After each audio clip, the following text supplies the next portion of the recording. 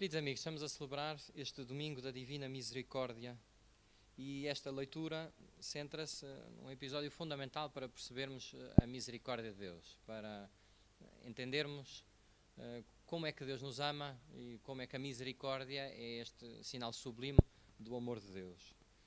Estamos no final daquele dia de Páscoa, naquele grande dia de Páscoa, onde Jesus ressuscitado aparece aos seus discípulos, que ainda estavam com medo. Estes, concretamente, estavam fechados em casa.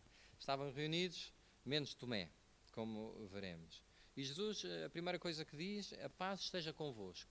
Diz duas vezes, a paz esteja convosco. Como que, lembrando que aqueles que têm Jesus presente na sua vida, vivem a verdadeira paz. A nossa paz vem de saber que Deus está connosco. Não vem de saber que temos isto ou aquilo, que conseguimos fazer isto ou aquilo, mas de sabermos, eu tenho paz mesmo no meio das tribulações, porque Jesus está no meio de nós. E depois, esta breve referência, mas não pode deixar sempre de nos interpelar. Jesus, dito isto, mostrou-lhes as mãos e o lado. Os discípulos ficaram cheios de alegria ao verem o Senhor. Esta forma estranha de Jesus se apresentar. Nós normalmente reconhecemos a pessoa pela cara. Mesmo, muitas vezes não vemos uma pessoa durante muito tempo e depois passamos, aquela cara é-me familiar, né? Lembramos normalmente da cara.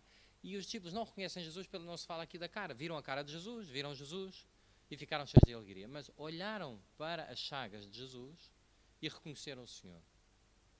Primeiro porque perceberam que não há dois Jesus, não há o Jesus que é o Jesus crucificado, que vive sobre a terra, e o Jesus ressuscitado, o Jesus glorioso. É o mesmo Jesus e, portanto, Jesus ressuscitado aparece sempre com as marcas da sua paixão. Mas também há aqui um sinal muito bonito, que é Jesus está presente nas feridas, nos sofrimentos. Deus está presente nas feridas do homem, nos sofrimentos do homem. E essa verdade nós temos-la vivido e temos-la experienciado de forma muito clara nestes tempos. Nós vemos como Deus está presente neste tempo de sofrimento. Podíamos dizer também que as marcas das chagas de Jesus não são apenas sinal do seu sofrimento, mas obviamente sinal do seu amor. Porque Jesus, amando os seus que estavam no mundo, amou-os até ao fim e deu a sua vida. E aquelas são as marcas desse amor até ao fim. Temos sempre ficado comovidos como quando vemos nas últimas semanas na televisão, nas redes sociais, as marcas dos profissionais de saúde, dos médicos e dos enfermeiros que aparecem com as caras marcadas, com as máscaras. E nós percebemos aquele sinal, aquela ferida que eles têm, é sinal do seu amor, da sua vida entregue, daquilo que eles continuamente fazem por aqueles que estão a sofrer mais. E é exatamente o mesmo sinal.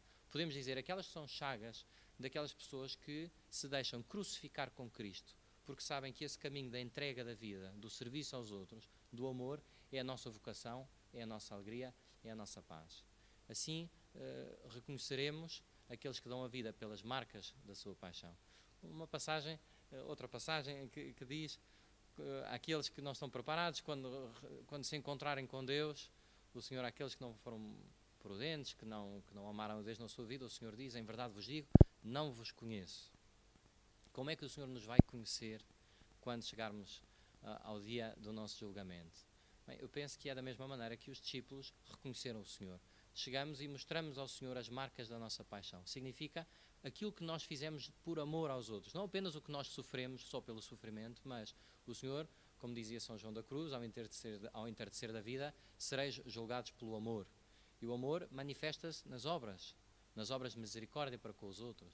E por isso, Deus queira que apresentemos ao Senhor mãos e pés feridos, chagados, porque a nossa vida foi este sinal sublime do amor de Deus, amando nós o próximo.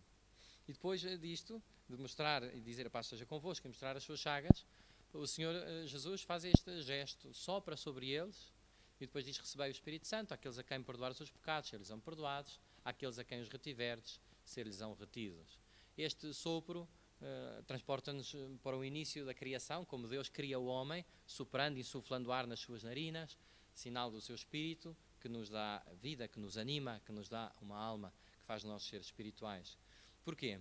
Porque ao entregar assim este poder que era só de Deus, de perdoar os pecados, ao entregá-lo à sua igreja, aos apóstolos reunidos, o Senhor dá a possibilidade da igreja dar uma nova vida às pessoas, pelo sacramento do batismo e pela confissão, que faz com que nós continuamente possamos voltar àquele momento inicial.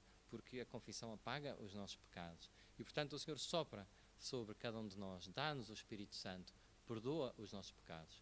Este é um tesouro que o Senhor confiou à sua igreja e devemos sempre recorrer a ele para ter uma vida nova. Esta vida nova da qual nos é falada na segunda leitura da primeira epístola de São Pedro, diz: irmãos, nós estamos cheios de alegria por causa desta vida nova que nós celebramos na Páscoa do Senhor, na sua morte e ressurreição. E depois diz: isto vos enche de alegria, embora vos seja preciso ainda por pouco tempo passar por diversas provações, para que a prova a que é submetida a vossa fé seja digna de louvor, glória e honra, quando Jesus se manifestar. Portanto, nós percebemos estas provações que nós temos passado, são provações que dão constância, dão substância à nossa fé. A nossa fé manifesta-se, sobretudo nestes momentos de maior dificuldade. O Senhor pede a cada um de nós a fidelidade e a alegria, mais uma vez, de saber que Ele está no meio de nós. E, por fim, a primeira leitura lembra-nos o que é isto da vida cristã, sobretudo nestes 4 pilares que estão relatados nos Atos dos Apóstolos. Nós ouvimos falar destas primeiras comunidades e, por um lado, pensamos que era uma maravilha, realmente, a maneira como eles viviam como irmãos, como entregavam a sua vida. Mas, com certeza, eram pessoas, e nós sabemos nas cartas, muitas de São Paulo, avisos que faz, ralhetes que dá às comunidades para se manterem fiéis. E, portanto, não há nada que nos impeça de viver assim como eles. Os irmãos eram assíduos ao ensino dos apóstolos, primeiro. Aquilo que hoje diríamos, se calhar, a catequese ou a tradição, o magistério da Igreja. Eles escutavam aquilo que os apóstolos ensinavam, aquilo que Jesus tinha transmitido aos apóstolos e que os apóstolos começaram a transmitir às comunidades. Ainda hoje, nós nos juntamos, a comunidade cristã, para ouvir o ensino dos apóstolos, para ouvir a palavra de Deus na Sagrada Escritura e na Sagrada Tradição da Igreja. Depois, a comunhão fraterna, aquilo que poderíamos chamar a caridade. Os irmãos, nós vemos, partilhavam, vendiam propriedades e bens e distribuíam o dinheiro por todos, conforme as necessidades de cada um. Ou seja, eles percebiam que a vida cristã não era uma coisa meramente no plano abstrato, espiritual, que não tinha nada a ver com a vida física, com a vida material, mas percebiam bem, se nós somos um só coração e uma só alma, na parte espiritual, isso tem concretizações materiais. E por isso, desde sempre, a Igreja se preocupou com o bem-estar material dos outros, com o cuidado dos pobres, no princípio os órfãos e as viúvas, mas com todos. E por isso hoje em dia também nós somos chamados nesta altura a olhar para os pobres, a olhar para as necessidades da Igreja e praticarmos assim a nossa caridade, a comunhão fraterna entre os irmãos. Portanto, o ensino dos apóstolos, a comunhão fraterna, a fração do pão, o sacramento da Eucaristia, fundamental para a vida cristã, onde nos alimentamos em cada momento. O sacramento da morte e ressurreição de Jesus, do seu sacrifício pascal. E, por fim, as orações. Portanto, não apenas a vida celebrativa, a vida sacramental, a fração do pão significa não só a Eucaristia, mas, no fundo, toda a vida dos sacramentos que na vida cristã nós temos, e a celebração comunitária, mas também as orações. A vida pessoal da relação com Jesus que cada um de nós deve ter, no silêncio da sua casa, na humildade do seu coração. Queridos irmãos, mais do que nunca, estes 4 pilares são fundamentais para a nossa vida. Procuremos pô-lo em prática neste tempo em que, se calhar, muitos de nós estão em casa. O ensino dos apóstolos, aprendermos alguma coisa, lermos algum documento do magistério, algum livro da Sagrada Escritura, a comunhão fraterna, cuidado com os outros, caridade para com aqueles que neste tempo precisam mais, e graças a Deus temos visto tantas iniciativas por parte de tantas pessoas. Fração do pão, naquilo que podemos, a união espiritual no sacramento da Eucaristia e o pedido de que aumente o desejo em nós de irmos à Eucaristia, e as orações, termos uma vida espiritual profunda. Assim, Cristo viverá e a alegria do Senhor não deixará os nossos corações. Louvado seja nosso Senhor Jesus Cristo.